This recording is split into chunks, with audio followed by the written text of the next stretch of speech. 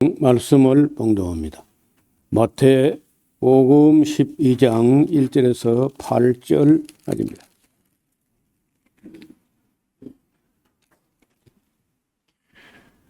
그때 예수께서 안식일에 밀밭 사이로 가실새 제자들이 시장하여 이삭을 잘라 먹으니 바리새인들이 보고 예수께 고하되 보시오 당신의 제자들이 안식일에 하지 못할 일을 하나이다. 예수께서 가라사대 다윗이 자기와 그 함께한 자들이 시장할 때에 한 일을 읽지 못하였느냐. 그가 하나님의 전에 들어가서 제사장 외에는 자기나 그 함께한 자들이 먹지 못하는 진설병을 먹지 아니하였느냐. 또 안식일에 제사장들이 성전 안에서 안식을 범하여도 죄가 없음을 너희가 율법에서 읽지 못하였느냐. 내가 너희에게 이르노니 성전보다 더 큰 이가 여기 있느니라. 나는 자비를 원하고 제사를 원치 아니하노라 하신 뜻을 너희가 알았다면 무죄한 자를 죄로 정치 아니하였으리라. 인자는 안식일의 주인이니라 하시니라. 아멘. 여기 12장에 아주 유명한 그런 말씀인데 안식일 제도를 만드신 분이 예수님이신데 그 앞에서 바리새인들이 제자들을 참소했던 그런 일입니다. 예수님하고 이제 제자들이 함께 안식일인데 밀밭 사이로 지나갔다는 거예요. 여기 뭐 누구라고는 말은 안 돼 있지만은 아마도 또 베드로가 그랬지 않겠나. 그래서 그 밀을 뭐 엄청나게 비에다가 막 이렇게 한 건 아니고 그냥 뭐 배가 고프고 입이 궁금하고 하니까 밑 이상 몇 개를 자르다가 에레레 비비면은요 그 밀은 알갱이 빠져나와요. 그래가지고 이제 하면 이제 쫓겨 날아가고 그 밀 알만 남는데 그걸 바리새인들이 보고 안식일을 범했다 이제 이렇게 하는 건데 왜 범했느냐? 밀을 뱄어. 그건 또 그 노동이야. 그 다음에 또 이거 비볐어. 그건 또 타작이라. 또 풍구로 불었어. 그래서 삼중으로 범했다. 이런 시비를 한 거거든요. 우리는 좀 들으면 우스운 얘기인데 유대인들은 미안하지만요 아직도 그런 수준에서 못 벗어납니다. 여기 좀 앞을 조금 주목해 볼까요?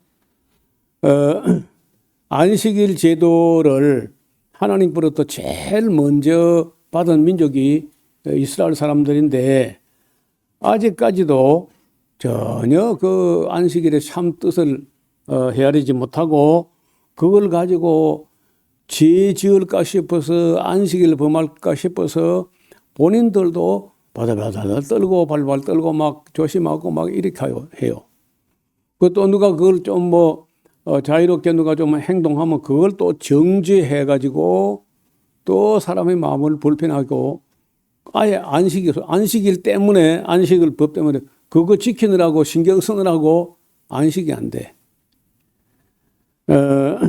그래서 그 사람들이 어느 때부터 그랬냐면요. 모세하고 있을 때 성막을 건축하면서 거기에 성막 건축하는 일이 한 39가지 정도 작업이 있는가 봐요. 그걸 다 금했다고 하면서 그 39가지를 꼼꼼하게 해가지고 지금도 거기에 해당하는 거는 노동이고 그 노동하면 죄가 된다. 이렇게 아주 엄격하게 합니다. 그래서 이제 그때 고운 배실 가지고 가늘게 꼰 배실 뭐 이런 거 레이스 같은 걸 만들어서 이렇게 실을 꼬거나 실을 가지고 매듭을 만들면은 일이야. 거기서 출발해 가지고 지금은요 신발 끈을 매는 것도 일이라. 그래 안식일에 신발 끈을 매거나 풀거나 하면 안 되는 거예요. 그러면 글을 쓰는 것도 안 되고 글을 지우개로 가지고 또 문제를 지우는 것도 안 돼요.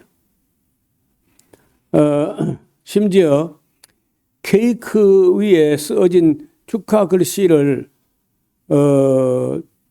거기 쓰는 것도 안 되고 또 그걸 지우는 것도 노동이라는 행위로 인정해가지고 못하게 합니다.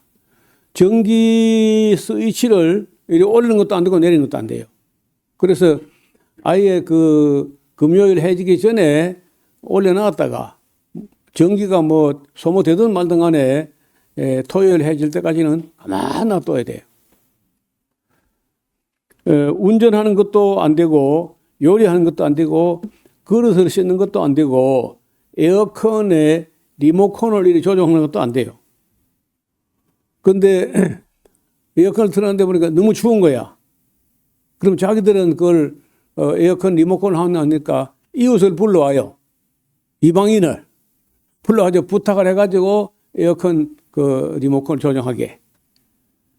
이게 하나님께서 안식일 주신 법일까요? 그러니까 사람마다 똑똑한 척 하지만은 뭘 하는 거 보면 참 답답하고 그 율법의 근본 정신, 원래 목적하고는 아무 상관없는 일을 하는 거예요. 그래서 돈을 가져 나가는 것도 안 되고 펜을 이렇게 들고 나가는 것도 이게 노동이야. 이게 안 돼요. 망치라든지 전자기기 등을 만지는 것도 안 돼요. 그래서 뭐 열쇠나 손수건이나 안경조차 집에 있던 걸 밖으로 가져가면 안 됩니다. 이게 이제 21세기 들어오면 또 문제가 또 생기는데 스마트폰을 이렇게 이제 버튼을 이렇게 누르는 것도 안 돼요. 그 노동이라는 거예요. 냉장고 문을 열 때 그 자동으로 불이 켜지잖아요. 그 불을 켜기 때문에 또 죄가 돼요. 그래서 유대인들에게 LG나 삼성에서 냉장고를 팔 때는요, 자동으로 불이 안 켜지게 딱 만들어가지고 팔아야 돼.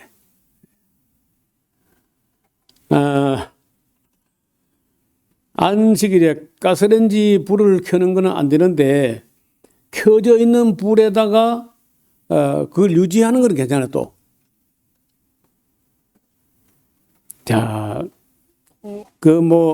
대중교통도 그날은 다 쉬고, 이제 성지순례 하러 온 사람들이, 이방인들이 뭐 운전하고 다닌 거는 그 타치 안 합니다.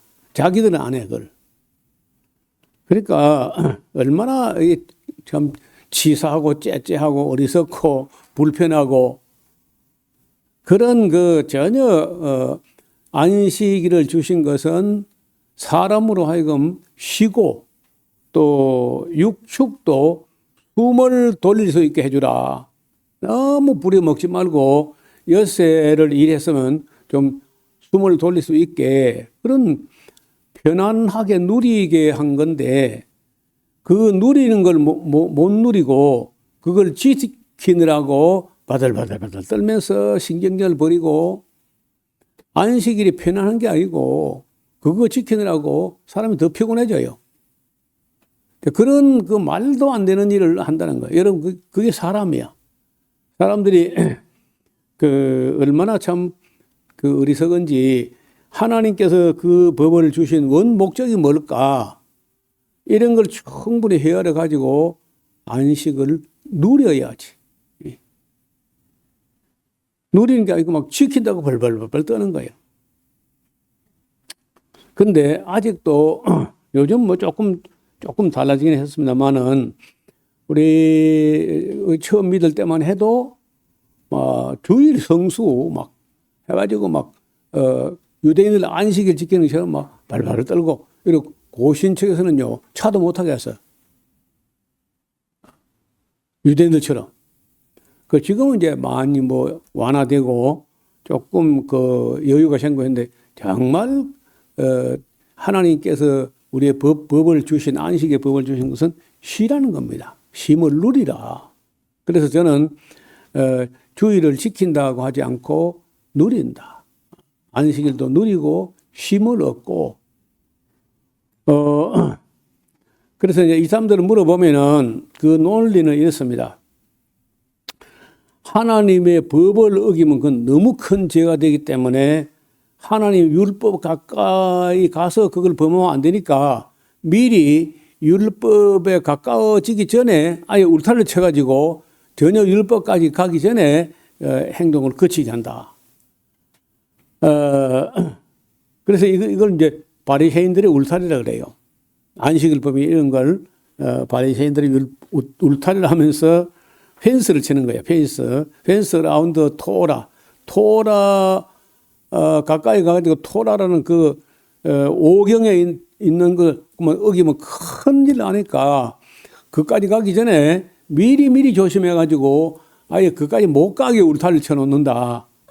그런 정신이 이제 안식일법 이런 거예요. 성경에 그냥 안식일에 아무 노동도 하지 마라 하는 것은 특히 주인들 말고 주인이야 안식일도 놀고 안식일 전날도 안식일 다음 날 놀고 뭐 그러잖아요. 그런데 그 밑에 종들 노예들 이런 사람이라도 엿새 일했으면은 하루 쉬게 하라. 이런 자비와 긍휼과 은혜의 법인데 그걸 지키면 큰 천벌 받는 줄 알고 해석을 그래 하는 거예요. 제자들이 밀 이삭을 잘랐다, 손으로 비볐다, 바람을 해가지고 이제 이 타자하고 키질까지 했다. 이렇게 하니까 이제 죄가 된다는 거예요. 병자를 고치신 예수님을 또 가지고 시비를 하거든요. 그 유대인들의 세칙에는요, 그 생명이 위독할 때 응급처치를 하는 거는 유대인도 이제 할 수 있다. 이제 이렇게 되어 있는 거예요.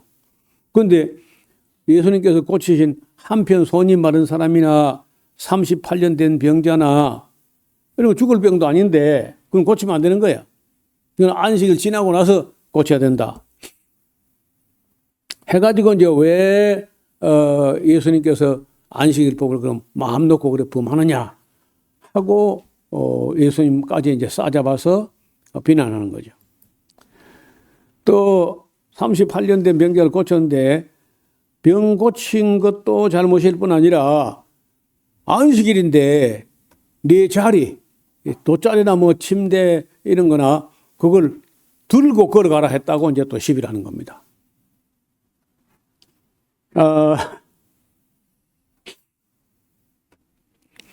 앞서 설명드린 대로 공적인 장소에서 물건을 운반하는 죄를 범하게 된 것을 가지고 시비를 한 거예요. 그리고 이렇게 하는 거 완전 신성을 모독하는 도발로 여기고 아주 강력하게 항의하는 거예요. 그때 예수님께서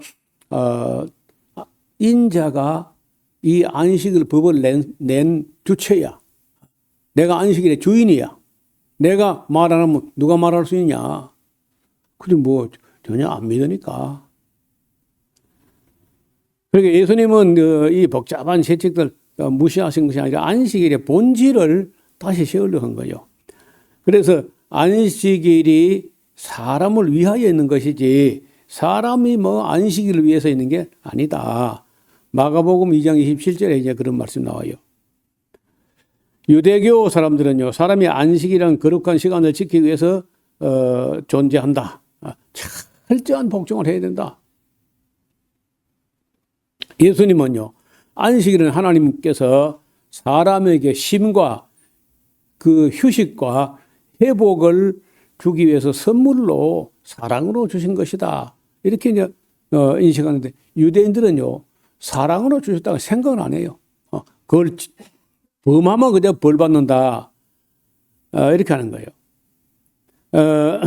심지어 그 유대인들은요, 호텔에 가면은 그 위층으로 쭉 올라가는 그 여러 층이 있으면은 한쪽 코너에 가면요, 엘리베이터가 따로 유대인 전용 엘리베이터가 있어요.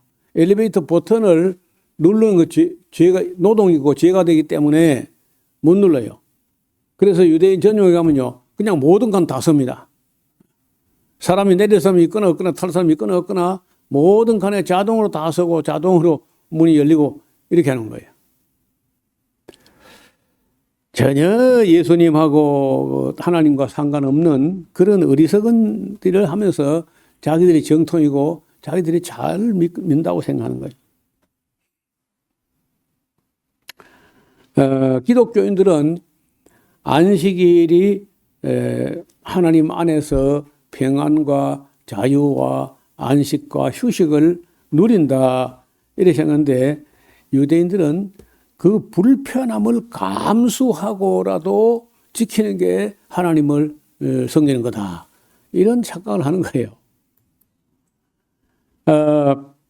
그리고 이제 얼마 있다가 초창기에는 아주 초창기에는 그 기독교인들이 안식일에도 안식일도 지키고 안식일은 뭐 일만 하면 되고 집에 있으면 되니까. 그다음에 주일은 또 주의 부활한 날을 그리고 성령 강림한 날을 기념해서 모여서 예배드리고 이렇게 하는데 두 날을 다 지키는 처럼 처음에 그랬어요. 그러다가 안식일 지키는 그 유대인들 회당에 가면은 기독교인을 점점 나사렛파라고 이단으로 취급해요. 유대교 사람들이. 그래서 결국은 기독교인들은 이 사람들과 같이 못하겠다. 그래 하고 차별을 받고 하다가 로마 제국 내에서 가끔은 또 유대인이 반란을 일으켜서 그 탄압을 하거나 탄압받을 때 기독교인들은 자신들은 유대교도 아니고 그런 반란을 가담 안 했다 하는 것을 보여주기 위해서 우리는 아예 그냥 안식일 지키는 유대교 모임에 가지 말고 그 사람들을 그저 안식일 모임에 놔둬버리고 우리는 그 주일에만 모이자 이렇게 이제 해 나가는 중에 AD 321년에 로마 황제 콘스탄티누스 황제가 기독교를 공인한 게 1113년인데 그러고 나서 321년에는요 일요일을 태양의 날이다 하면서 휴무일로 그날에는 그저 모든 국민과 심지어 재판관들까지 다 쉬라. 그럼 뭐 기독교는 뿐이 아니라 일반 그 로마 모든 시민들을 그냥 다 쉬도록 이렇게 이제 휴업령을 내립니다. 그 바람에 이제 기독교인은 덕을 본 거야. 어차피 우리는 주일날 로마 황제는 태양의 날이라고 하지만은 우리는 주일날 예배를 드리고 하니까 그냥 기독교인이 덕을 받고 반면에 안식일날 모이던 사람들 유대교는요 오히려 뭐 좀 그럼 안식일도 일 안 하고 이어서 또 일요일은 태양의 날에서 일을 못하게 하니까 유대인들이 이제 불편해진 거 오히려. 그래 오다가 363년, 64년 그 어간에 라오디게아 공의회가 열려가지고 거기서 이 라오디게아 공의회에서 그 회의 안에 제29조 규정에 아주 단호하게 공식적으로 이제부터는 안식일 아예 모이지 말고 주일날 모인다. 그리고 아예 안식일에는 일하면 안 된, 안식일에 쉬면 안 되고 안식일은 그냥 일해야 된다. 이렇게까지 하고 대신 주일날을 특별히 존중히 여기고 가능하면은 그날은 일하지 말아야 하고 만약 유대인처럼 안식일을 지키는 자가 있다면은 그리스도로부터 저주를 받을 것이다. 뭐 이렇게 아주 강경하게 그 라오디게아 공의회에서 결정을 했다 그래요. 그래서 그날 이후로 뭐 지금까지 전혀 우리가 다시 안식일로 돌아간다든지 이런 거는 없는데 최근에 와서 이제 누가 그걸 문제를 삼고 엉뚱한 주장하는 사람들, 그 사람들이 안식교라 제7 안식일 예수 재림교회라는 사람들이 주일 지키는 게 잘못된 것이고 금요일 해질 때부터 토요일 해질 때까지 그 안식을 지키는 거 맞다. 이렇게 또 해가지고 미국에서는 또 그래도 또 그 이단이라 안 해요. 여러분 미국은요 여호와의 증인도 이단이 아니고 몰몬교도 이단이 아니고 안식교도 이단이 아니고 구원파도 이단이 아니고 뭐 미국은 좀 그래요. 허리멍텅하게. 그래서 우리가 이 안식일 문제를 놓고 말할 때 기본 개념을 뭐 이해하는 게 좋은데 노동하는 사람들 특히 육체 노동을 해야 되는 사람들은 여태 좀 일하면 하루 쉬어야 된다. 그게 하나님의 창조 원리이기도 하고 또 하나님께서 우리에게 특별히 육체 노동하는 사람에게 힘을 주셨다는 거예요. 조금 더 이제 그 밑으로 보시면은 9절에 거기서 떠나서 회당에 들어가시니까 한쪽 손이 말라가지고 기능이 안 돼. 한편 손 마른 사람이 있는지라 사람들이 예수를 송사할 틈을 얻으려고 송사하려 하여 물어 그러되 안식일에 병 고치는 것이 옳은 겁니까? 그 예수께서 가라사대 야 너희 중에 말이야 한 사람이 양 한 마리가 있어서 안식일에 구덩이에 빠졌으면은 붙잡아 끌어올려내는 것이 옳은 것이 아니냐. 사람이 양보다 얼마나 더 귀하냐. 그러므로 안식일에 선을 행하는 것이 옳은 것이다. 이에 그 사람에게 이르되 손을 내밀라 하시니 저가 내밀매 다른 손과 같이 회복되어서 하더라. 여러분 손 내미는 거는 노동이 아니야. 저기도 손 내밀잖아요. 그러니까 예수님께서 막 고치는 어떤 행위를 하지 않고 그냥 네 손을 내밀라 그랬어요. 손 내미는 건 문제가 안 되니까요. 바리새인들이 아유 이걸 좀 걸고 넘어지려고 했는데 이것도 안 되니까 나가서 어떻게 하여 예수를 죽일고는 했다는 거예요. 여러분이 봐요. 종교든지 철학이든지 정치든지 간에 죽이는 게 아니라 살려야 정치잖아요. 살려야. 트럼프 하는 거 봐서 미네소타주에 가서 생사람을 갖다가 두 사람에 쏴 죽였잖아요. 그리고 정치는 살리는 거라야지. 생명보다 더 중요한 미국 법은 있으면 안 돼. 그런 법은 사람을 죽이려면 그는 생사람을 죽이는 그런 정치가 아니고 그것만 해도 내가 보기로는 트럼프는 탄핵돼야 마땅해요. 무슨 정치를 사람을 살려야지. 시민권자인데 그걸 죽이다니.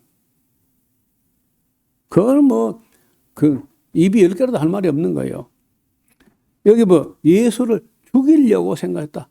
어떻게 해서 어떻게 무슨 수로 써가지고 예수를 죽일고 하고 그걸 의논을 했다는 거예요. 예수께서 아시고 거기서 떠나가시는데 사람들이 많이 쫓아옵니다. 예수께서 저희 병을 다 고치시고 무슨 병이든지 다 고치시고 그러면서 자기를 나타내지 말라고 경계하셨으니 이는 선지자 이사야가 말씀하신 바와 같이 나의 택한 종 내 마음에 기뻐하는 바 나의 사랑한 자로다. 내가 내 성령을 줄 터이니 그가 심판을 이방에 알게 하리라. 그는 다투지 아니하며 들리지도 아니하며 아무도 길에서 그 소리를 듣지 못하더라.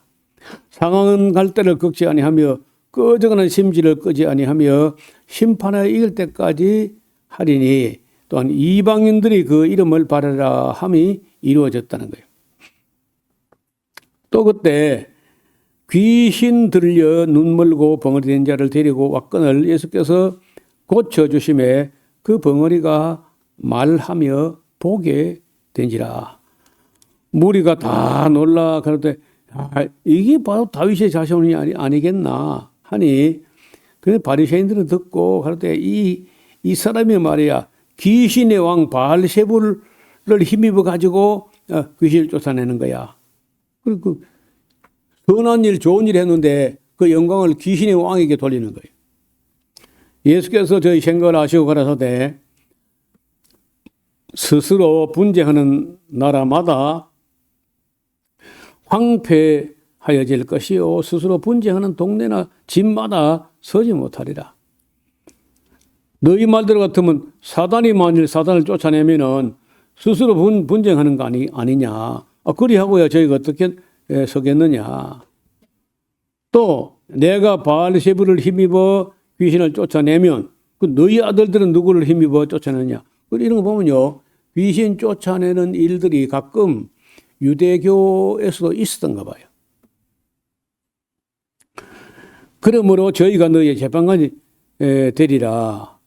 그러나 내가 하나님의 성령을 힘입어 귀신을 쫓아내는 것이면 하나님 나라가 이미 너희에게 임하여 있다는 걸 알기나 알아라. 무슨 말이냐면 사람이 먼저 강한 자를 결박하지 않고야 어떻게 그 강한 자의 집에 들어가서 그 세간을 늑탈하겠느냐. 결박한 후에야 그 집을 늑탈하리라. 나와 함께 아니하는 자는 나를 반대하는 자요 나와 함께 모으지 아니하는 자는 해치는 자니라. 그러니까요. 중간 입장이란 없어. 예수님 편이 되든지 예수님 반대편이 되든지 그런 거예요. 중간 입장은 없는 거예요. 그러므로 내가 너에게 이르노니 사람의 모든 죄와 회방이나 이런 것은 사하심을 얻을 수 있겠지만은 사람이 사람을 해방하는 그런 거 잘하는 거 아니지만 그래도 그런 거는 또 용서 여지가 있으나 성령을 해방하는 것은 사하심을 얻지 못하겠고 또 누군지 말로 사람의 아들을 거역하면은 사하심을 얻을지 모르지만은 누구든지 말로 성령을 거역하면은 이 세상과 오는 세상에도 사하심을 얻지 못할 것이다. 그러니까 예수님 하는 걸 딱 보면은 이게 성령님으로 말미암아 선한 일을 행하시는 건지 그걸 누가 모르겠냐. 딱 보면 알지 않느냐. 그 33절에 나무도 좋다 하고 실과도 좋다 하든지 아니면 나무도 좋지 않고 실과도 좋지 않다든지 해야 될 거 아니야. 그 실과로 그 나무를 알게 되는 거 아니냐. 그러니까 예수님께서 아주 역공격으로 나옵니다. 독사의 자식들아 너희가 악한데 어떻게 선한 말을 할 수 있겠느냐. 이는 마음에 가득한 것을 입으로 말하는 거야. 선한 사람은 그 쌓은 선에서 선한 것을 내고 악한 사람은 그 쌓은 악에서 악한 걸 내는 것이다. 내가 너에게 이르노니 사람이 무슨 무익한 말든지 심판날에 이에 대해서 신문을 받으리니 네 말로 의롭담을 받고 네 말로 정죄함을 받을 것이다. 여러분 결국 그 한 사람은요. 그 사람 말을 가지고 판단할 수 있어요. 그 사람 말이고 그 사람이야. 네 말로 의롭다함을 받고 네 말로 정죄를 받는다. 그때에 서기관과 바리새인 중 몇 사람이 말하되 선생님이여 우리에게 표적 보여 주시기를 원하나이다. 그러니까 그 예수님 하는 말씀이 옳은 말인지 아닌지 어떤 표적을 한번 행해봐라. 그런 식으로 말도 안 되는 소리 하는 거예요. 그래서 예수께서 대답하여 가라사대 꼭 보면은 악하고 음란한 세대가 표적을 구하는데 내가 보여줄 표적은 선지자 요나의 표적밖에 없어. 요나가 밤낮 사흘을 큰 물고기 뱃속에 있었던 같이 인자도 밤낮 사흘에 땅 속에 있을 것이다. 그때로서는요. 아무도 알아들 수 없는 말을 하신 거예요. 그러나 이렇게 말씀해 놓으면은 훗날 그 모든 일들이 지난 후에는 제자들부터 이 말씀은 아마 이해하게 됐을 겁니다. 심판 때에 니느웨 사람들이 일어나서 이 세대 사람들을 정죄하리니 이는 그가 요나의 전도를 듣고 회개하지 하였으므니 요나보다 더 큰 이가 여기 있는데 너희가 지금 말 안 듣는 거 아니냐. 또 심판대에 남방 여왕이 스바 여왕이죠. 여왕이 일어나서 이 세대의 사람을 정죄하니 이는 그가 솔로몬의 지혜로운 말을 들으려고 땅 끝에서 왔으면이와 솔로몬보다 더 큰 이가 직접 와서 말해도 너희가 지금 안 듣는 거 아니냐 하시고 더러운 귀신이 사람에게서 나갔을 때 물 없는 곳으로 다니며 쉬기를 구하되 얻지 못하고 이에 가로되 내가 나온 내 집으로 돌아가리라. 줄을 끊어요. 귀신이요 사람의 육체를 자기 집이라 그래요. 그런 면에서는요 우리의 몸도 우리 속에 있는 우리 영혼이 사는 집과 같죠. 온도도 36.5도가 딱 유지가 되고 딱 우리 영혼에 딱 맞는 집이 우리 몸이라는 거예요. 거기에 귀신들이 꼭 들어와서 그 집을 차지하고 사람의 영혼을 억압하고 그리고 완전히 그저 억압되면은요 사람은 말 한마디도 못하고 귀신이 그 집 주인 행세하면서 떠들어. 그리고는 이에 가로되 내가 나온 내 집으로 돌아가리라 하고 와 보니 그 집이 소재되고 수리되었거늘 이에 가서 저보다 더 악한 귀신 7을 데리고 들어가서 거하니 그 사람의 나중 형편이 전보다 더욱 심하게 되느니라. 이 악한 세대가 또한 이렇게 될 것이다. 자, 유대인들은 하나님을 제일 먼저 알게 되고 성경도 제일 먼저 받았고 그리했던 사람들인데 그러면 하나님 말씀을 들으면요 귀신이 나갔어야 돼. 그런데 제대로 그 집을 지킬만 하지 못하니까 그 영혼들이 어리석어 가지고 그러니까 귀신이 나갔다가 다시 와보니까 집이 소재되고 수리되어 있으니까 자기보다 더 악한 귀신 7을 데리고 들어가고 하니까 그 사람들의 나중 형편이 처보다 더 나쁘게 된다. 여러분 결국은 그래서 옛날에 잘못됐을 때는 뭐 바빌론 포로 갔다 오는 정도 됐는데 이번에 AD 70 예수님 오셔가지고 한 40년 사역하시고 나서 사도들의 사역시켜 끝나고 나니까 AD 70년에 그 집이 완전히 다 무너져 버리잖아요. 예수께서 무리에게 말씀하실 때 그 모친과 동생들이 예수께 말하려고 밖에 서 있었다는 거예요. 전하는 어떤 일설에 의하면은 야고보 예수님 동생 야고보가 예수님을 매우 염려하고 아마도 저런 식으로 하다가는 바리새인들이라든지 이런 사람들에게 예수님 맞아 죽겠다. 저렇게 반대하는데 그거 대항해 가지고 맞서고 하다가는 예수님이 그 살아남지 못할 거다. 이래 가지고 굉장히 염려를 많이 하고 예수님 어디 가서 뭐 집 안에서 말씀을 전하고 가르치고 있으면요 밖에서 예수님 모셔가려고 그리고 지금도 뭐 가족들이 와서 예수님 거기서 집으로 모셔가려고 막 했던 것 같아요. 한 사람이 예수께 말씀드리기를 보소서 당신의 모친과 동생들이 당신께 말하려고 밖에 섰나이다 하니 말하던 사람들에게 대답하여 가라사대 누가 내 모친이며 내 동생들이냐 하시고 손을 내밀어 제자들을 가리켜 가라사대 내 모친과 내 동생들을 봐라. 누구든지 하늘에 계신 내 아버지의 뜻대로 행하는 자가 내 형제요 자매요 모친이야. 그때로서는 정말 알아듣기 어려운 말씀인데 육신적으로 관계된 관계는요 영원한 관계가 아닐 수 있어. 저 같은 사람이 뭐 목회자가 되고 내 동생도 목회자고 조카도 목회자고 그런데 우리 집안 사람들 중에 끝까지 그 같은 길 안 가고 엉뚱길 가는 사람이 있어요. 누가 내 형제며, 누가 내 동생이며, 누가 내 모친이냐. 예수 믿는 사람들, 이 사람들이 진짜 내 형제고, 육체로 난 것은 육체에 불과해요. 그리고 예수님도 그런 말씀 하신 거예요. 지금 예수님 말씀 듣고 있는 이 제자들이야말로 내 형제요, 모친이요, 동생들이다.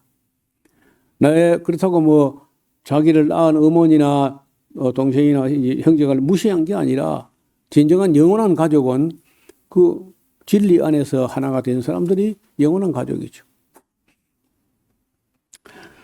그래서 그때로서는 이런 차원 높은 말씀을 아무도 이해하지 못했을 텐데 시간이 흐르면서 이런 말씀들이 뼈에 사무칠 만큼 중요한 그런 말씀들이었어요. 그리고 마태가 이걸 다 금싸라기 같은 말씀을 다 메모해놨다가 책으로 묶어낸 거죠.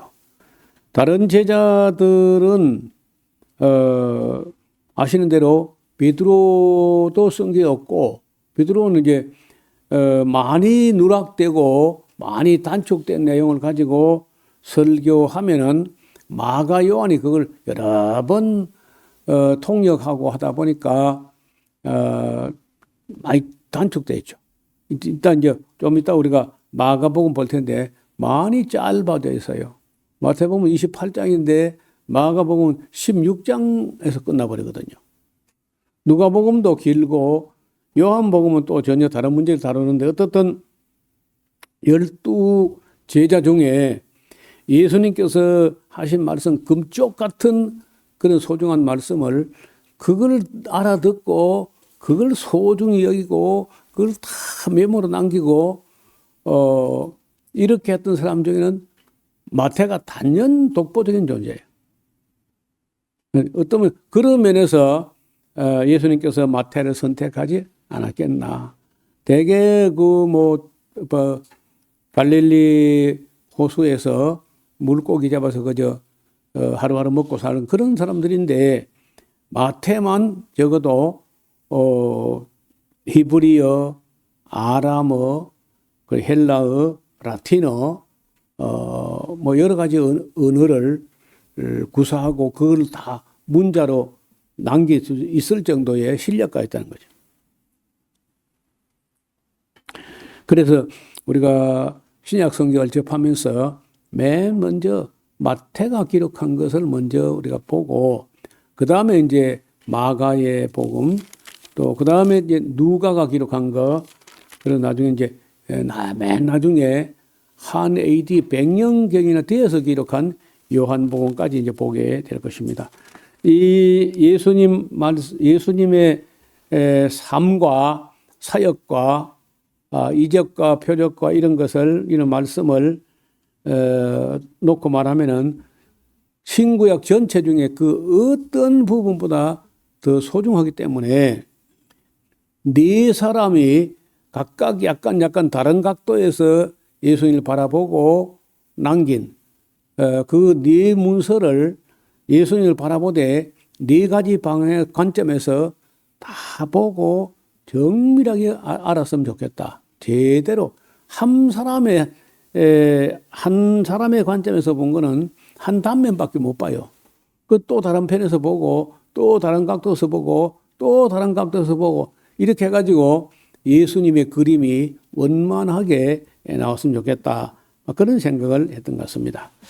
오늘 여기까지 말씀드리고 13장은 그 유명한 장인데 비유장이라고 하죠. 비유. 구약 성경은요. 에스겔 선지자가 비유로 말하는 비유쟁이다 하는 별명이 붙을 정도로 에스겔서에 비유가 많이 나와요. 그리고 나서는 아마 예수님의 이 많은 비유들이 주목받는 비유들입니다. 읽어 오시면은 수요일에 13장을 같이 보도록 하겠습니다. 기도드립니다. 하나님 아버지, 오늘 예수님께서 제자들과 함께 안식일 문제를 가지고 또 안식일에 할 수 있는 일, 할 수 없는 중에 선을 행할 수 있다면 얼마든지 선을 행하고 양 한 마리라도 구덩이에 빠졌으면 끌어내야 하는 것처럼 어떤 사람이 양보다 귀한 사람이 어려움에 빠졌으면 안식이라도 건져내는 것이 하나님의 뜻이라고 우리에게 가르쳐 주었습니다. 형식주의에 빠져 있는 유대인들의 안식일관과 예수님께서 우리에게 교정해서 알게 하신 안식일의 참된 의미를 바르게 깨닫고 우리가 안식일을 지키기 위해서 벌벌 떠는 게 아니라 안식을 누리면서 감사하는 우리 모두가 되게 하옵소서. 예수님의 이름으로 기도하옵나이다. 아멘.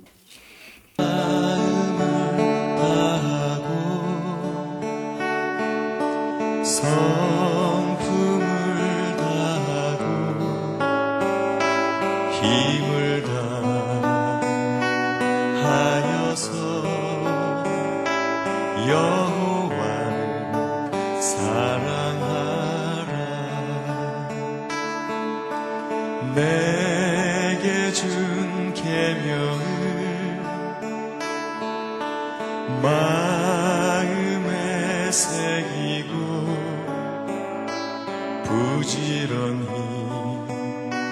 부지런히 이웃에게 전하여라. 그러면 내가 짓지 않은 큰 집을 주리라. 내가 심지 않은 과실을 먹게 하리라.